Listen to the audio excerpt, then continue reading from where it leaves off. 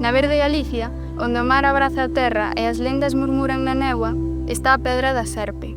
A beira dun monte, preto da vila de Cormi, esta antiga pedra garda un enigma que fascinou as xeracións. Na súa superficie rochosa, unha serpe alada estende as súas ás cara ao ceo. A súa orixe pérdese no tempo. Algúns vencéllana con antigos cultos pagáns, adoradores da serpe como símbolo de fertilidade e sabedoría. A tradición conta que unha terrible praga de serpes arrasou a rexión. San Adrián, patrón do lugar, chegou co seu caxato e, no acto de fe e poder, bateu contra a terra. A nai de todas as serpes quedou petrificada, converténdose na Pedra da Serpe.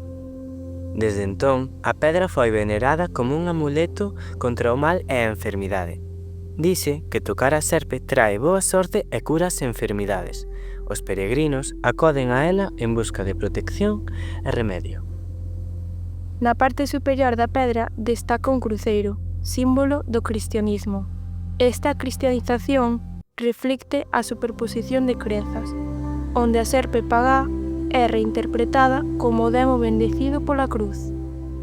Mais que unha simple pedra, é un tesouro cultural que nos fala das crenzas ancestrais, da religiosidade popular e da rica mitoloxía galega. Un legado que invita a reflexionar sobre a conexión entre o ser humano, a natureza e o sobrenatural.